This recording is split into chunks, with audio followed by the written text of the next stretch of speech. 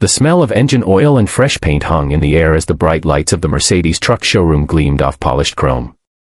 A group of executives, dressed in sleek suits and heels, laughed lightly as a ragged old man stepped hesitantly through the glass doors. His beard was long and white, his cap torn at the edge, and his shirt stained with the marks of many long days and nights on the road. He looked like a man out of place in a world of luxury. But what no one knew was that this moment, this one encounter, would change everything. He walked slowly, his boots scraping against the showroom tiles, his worn backpack slung over one shoulder. A few mechanics turned their heads. The three women standing near the front desk exchanged puzzled glances. One of them, the manager, Miranda Hale, silver-haired and confident, raised an eyebrow as the old man's eyes scanned the room. He stopped near the largest white truck, placed his calloused hand on the cool chrome grille, and whispered as if greeting an old friend. "She's a beauty," he said softly. Then he looked up and announced in a gravelly voice that carried across the room, "I'll take 5 of these." The words hung in the air like an absurd joke. One of the women, Julia, young, bright, and new to the job, stifled a laugh. The others didn't even bother to hide theirs. Miranda smirked and said, "Sir, these aren't bicycles. Each one costs more than most people make in a lifetime." The men simply nodded, his expression calm. "I know," he said, "and I'll take 5. Before we continue, if you believe in kindness, second chances, and stories that remind us never to judge too quickly, please take a moment to like, comment, share, and subscribe to Kindness Corner. It helps more people see stories that move the heart." Back in the showroom, laughter echoed, but something about the old man's calm unsettled Miranda. There was no arrogance in his eyes, no delusion, just a strange, quiet certainty. "Sir," she said, trying to keep her tone professional, "perhaps you're in the wrong place. There's a used vehicle lot down the street."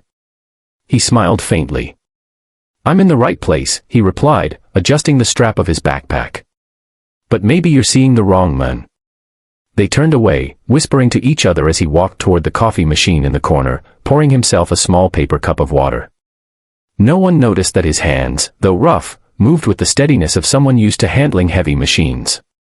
No one knew that those same hands had once steered convoys through desert wars, built engines from scraps, or carried his only son's coffin down a muddy road years ago. His name was Harold Brintley, once an engineer, a soldier, a husband. Life had taken everything from him. His wife, Clara, had passed away in a hospital he couldn't afford to keep her in. His company, the small trucking business he built from scratch, had been swallowed by corporate sharks. In a single year, he'd gone from being a respected man to sleeping in his old workshop, using his backpack as a pillow. But Harold wasn't the kind to quit. He believed in the road, that long, endless path that could lead anywhere, if you just kept walking. For 5 years, he'd been saving every cent, repairing broken trucks on the roadside, sleeping in abandoned garages, eating from vending machines, all while quietly building a dream no one believed in anymore, a transport company run by people who had lost everything. Veterans, single mothers, the homeless, anyone who just needed a chance to stand again. He called it Second Route Logistics. And today was the day it would be born. Miranda sighed and went back to her paperwork, but when she looked up again, Harold was standing beside the reception desk, holding out a small stack of documents. "Here's my purchase order," he said, handing it to her with a steady hand. She blinked. It was real, properly stamped, company details filled in, all signatures in place. Julia leaned closer, reading aloud, "Second Route Logistics Incorporated." Miranda frowned. "Who authorized this?" she asked. "Our finance division will need," but then she froze. The signature at the bottom was one she recognized. Her eyes widened. It was from the regional head of Mercedes Commercial Partnerships himself, a man who only approved orders of exceptional clients. Miranda looked up at Harold, stunned. How did you get this?" she whispered. He gave a tired smile. "He was my student once," he said softly. "Back when I still taught mechanical logistics. I fixed his trucks before he had a company to run." Silence filled the room. The laughter from earlier now felt heavy, shameful. Julia lowered her eyes. The third woman, Serena, stepped forward and said quietly, "Mr. Brintley, I'm so sorry for," but he raised a hand gently. "No need," he said. You were only doing what the world teaches, to see with eyes, not with heart. The next hour was a blur of activity. Papers were verified, calls made, and within moments, everything checked out.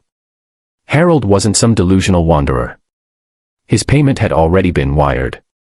He wasn't buying 5 trucks to boast, he was building a future.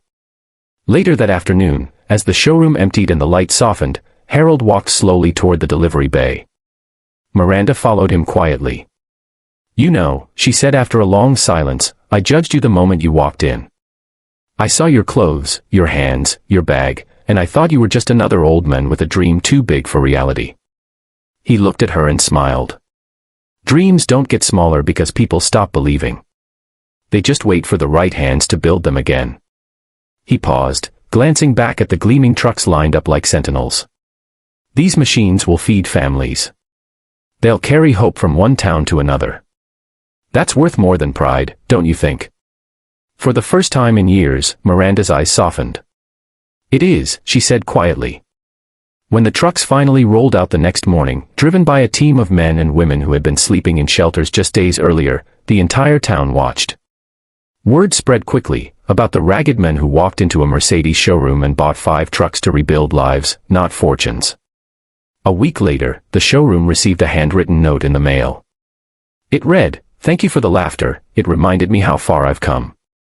Maybe kindness doesn't start with believing in others, but in giving them a chance to prove you wrong." If this story touched your heart, please like, share, and subscribe to Kindness Corner, where real stories remind us that compassion can change the world. Before we end, tell us in the comments, what would you have done if you were in Miranda's place that day? Would you have laughed too, or listened a little closer? Because sometimes, the most extraordinary souls walk in wearing torn clothes, and leave behind lessons that shine brighter than chrome.